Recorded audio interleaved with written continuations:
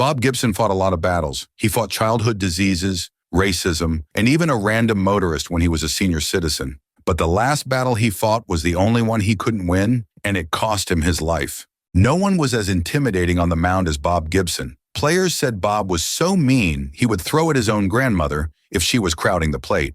Known to his teammates as Gibby or Hoot, after the old Western movie star, Bob never forgot a slight or an act of disrespect. If you pissed him off in the 8th inning of an April game, you had better believe you were getting one in the ear hole the next time you saw Bob and the Cardinals again in July.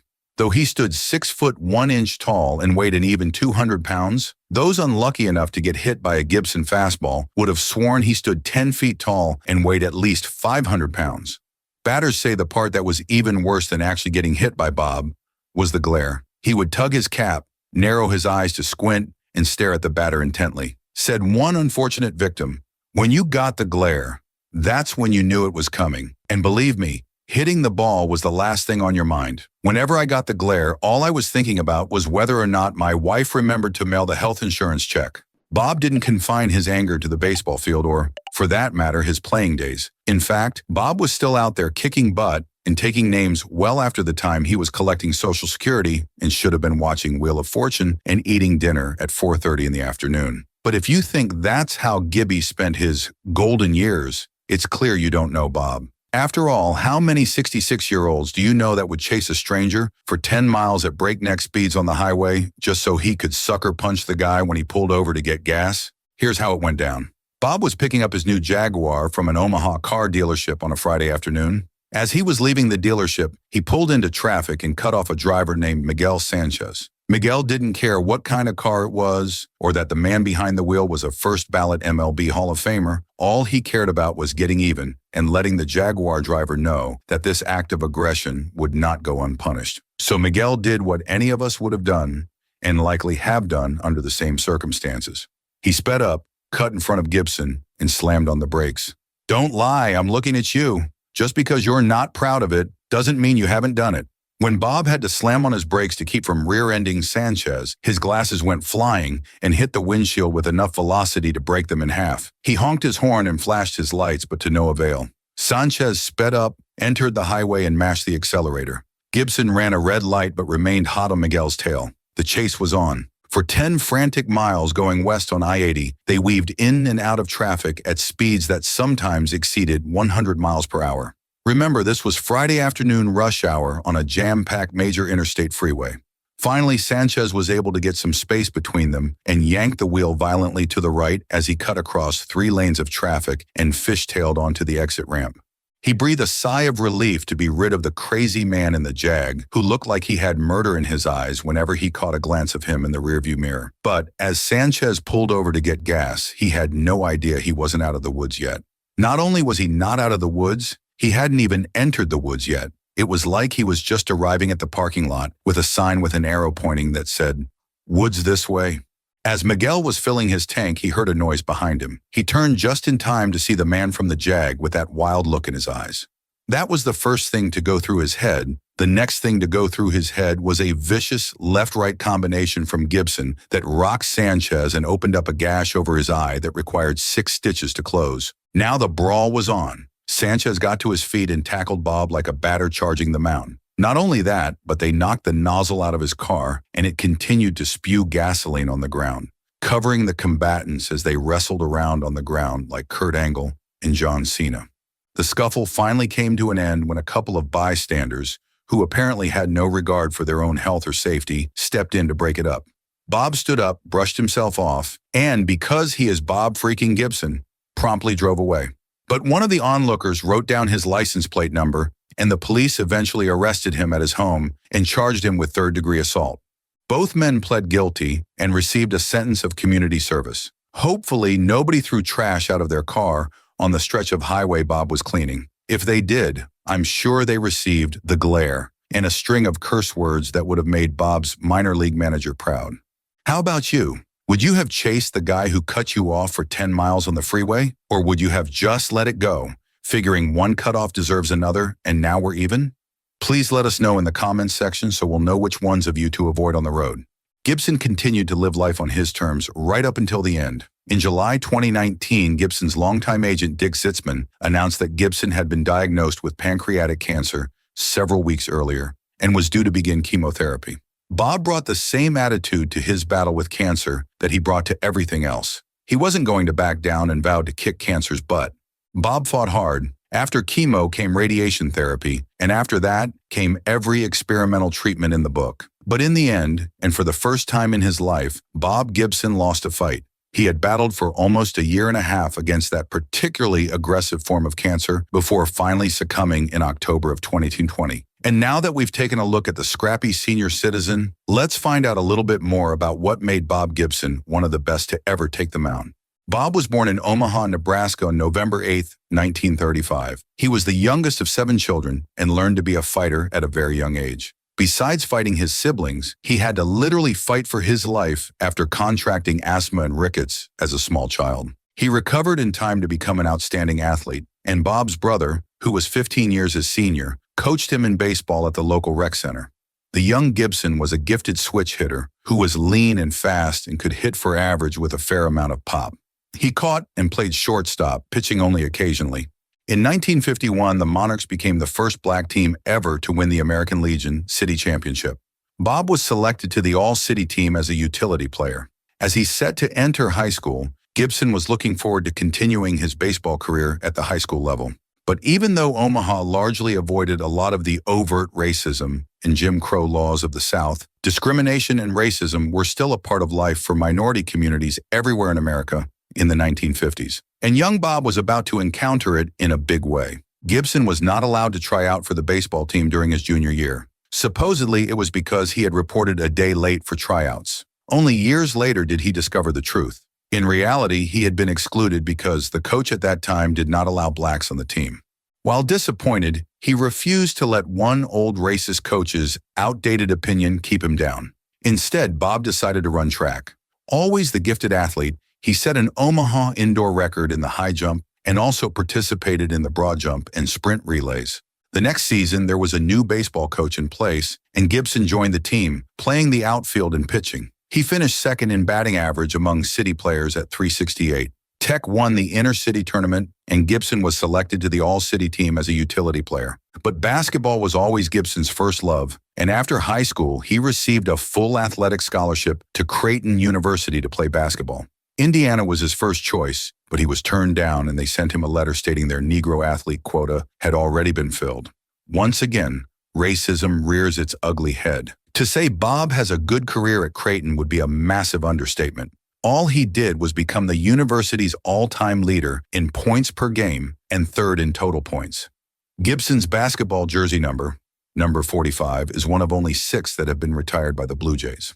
After college, the Dodgers, Yankees, White Sox, Phillies, and Athletics all contacted him about playing professional baseball, but none offered a substantial bonus. But Bob had an ace in the hole. He had received an offer from the Harlem Globetrotters after they saw him as a member of the college all-star team they played when they stopped in Omaha. Then St. Louis came calling, and Bob was able to have his cake and eat it too. The deal allowed him to play baseball in the Cardinals minor league system for the rest of the summer, after which he would play for the Globetrotters for 4 months. He was Bo Jackson before there was a Bo Jackson. Or, to be more accurate, he was the first Danny Ainge. However, after his first stint with the Globetrotters, the Cardinals sweetened the pot. If Gibson would agree to play only baseball, the Cards would reward him with a $3,000 signing bonus. That's the equivalent of about $35,000 today, so Bob said goodbye to Trotters and reported to the Cards' AAA team in Omaha. Gibson made 10 starts in Omaha before he was sent down to the Cardinals' single-A team in Columbus, Georgia. And while Bob was no stranger to racism, it was the first time in his life he came face-to-face with a blatantly hostile environment in which blacks were confined to second-class citizenship. In addition, he was forced to live and eat in the black part of town, away from his teammates. And it was no better at the ballpark, where he was subjected to racial taunts and language he had never heard before. Luckily for Bob, he made only 8 starts in Columbus before the season ended. In 1958, Gibson went to Florida for spring training for the first time and was once again forced to live separately from his white teammates due to Jim Crow laws in the South. The blatant racism really opened his eyes, and he vowed to do everything in his power to fight against it whenever he could. He split the season between the Cardinals' AAA clubs in Omaha and Rochester and finished with an overall record of 8-9 and a 2.84 earned run average in 33 games. League managers voted his fastball best in league after the season. There was no doubt in his mind he would be in the Cardinals' rotation next year. But in 1959, Bob not only had to battle against the other pitchers for a spot in the rotation, but he also had to fight against his racist manager, Solly Hemus. He told Gibson and outfielder Curt Flood they weren't good enough for the majors and would never make it. That's an interesting take about the pitcher who threw harder than anyone on the staff and a center fielder who was better than just about everyone in the league, except for Willie Mays. Gibson spent most of his time in the bullpen for the next 2 seasons, making only the occasional spot start. But things started looking up when Hemus was fired on July 6th and was replaced by Johnny Keane. Keane didn't give a damn about color. He said, "You're my best 9 men." After that, Gibby was a mainstay in the St. Louis rotation for the rest of his career. There were big things on the horizon for Gibson and the Cardinals. With Flood and Gibson leading the way, the Cardinals established an atmosphere that virtually eliminated racial tensions among the individual players. White players who were not inclined to be so open-minded were challenged by the black leaders on the club in a way that forced them to rethink their attitudes about race. The Cardinals were truly ahead of their time. In 1962, he made the National League All-Star team and finished with a 15-13 record and a 2.85 ERA. His season was cut short, though, when he suffered a broken ankle during batting practice before September game. But Bob wasn't much for off-season rehab, and he got off to a slow start in 1963 before rallying to win 18 games. The Cards were in the pennant race into September, but fell just a little short of the National League crown. The next season, they let too many games get away from them and found themselves 6 games behind the Phillies with just 2 weeks left in the season. But what seemed like a hopeless situation was turned around completely when the Phillies lost 12 of their last 15 games, including a streak of 10 straight, allowing the Cardinals to win the pennant on the last day of the season.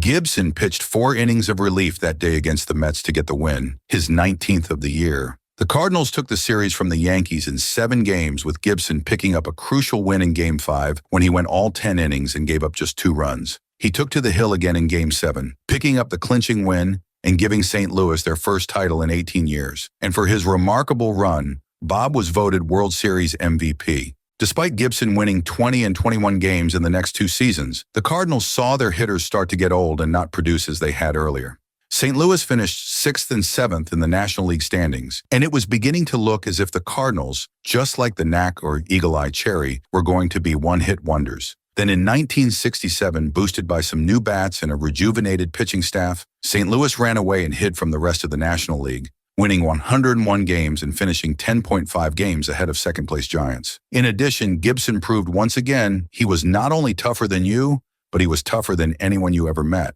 It happened in a July game against the Pirates when Gibby took a line drive off the bat of Willie Stargell right off his shin. The training staff came out to check on him, but Bob gave them one of his infamous glares and sent them scurrying back to the dugout. He faced 3 more batters before his injured fibula snapped in 2. Seriously, they just don't make them like that anymore.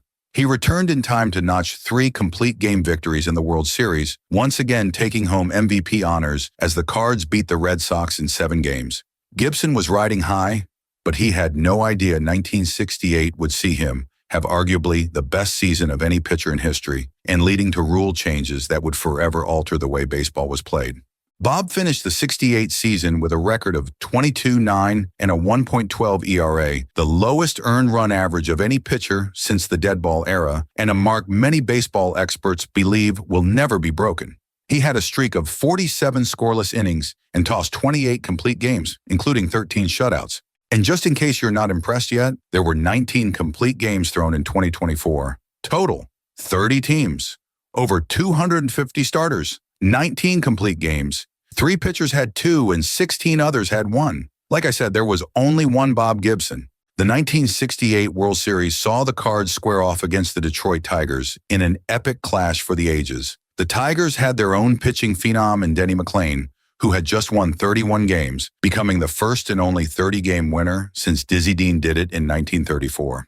Though Bob had complete game wins in Games 1 and 4, including striking out a World Series record 17 batters in the opening contest, he was bested in Game 7 when center fielder Curt Flood misplayed what would have been an inning-ending fly ball into a triple, allowing the Tigers to score the only runs of the game. 968 was dubbed the year of the pitcher because of numerous dominant performances, and owners were not happy. They decided to lower the mound from 15 to 10 inches and shrink the strike zone by over 40%. They were called the Gibson rules, and they worked to perfection, increasing offensive production and ensuring we would never see pitching numbers like that again. That was also the pinnacle for Gibson and the Cards. St. Louis got older, traded off some veterans, and not winning another pennant for the rest of Gibson's career. Bob had a few more big moments, including winning 23 games and his second Cy Young Award in 1970. He also pitched his first and only no-hitter in 1972 and made his last All-Star appearance in 1973.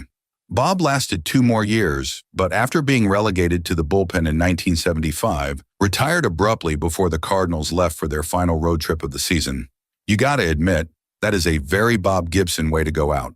Bob was elected to the MLB Hall of Fame in 1981, his first year of eligibility. He remained active in his later years, including a couple of stints in the majors as a pitching coach and opening a popular restaurant in St. Louis. Thanks very much for watching, and we would really appreciate it if you would like this video and subscribe to our channel. We also know some of you got to see this mountain of a man pitch in person, and we'd love to hear from you. Please drop us a comment and let us know your memories of the one and only Bob Gibson.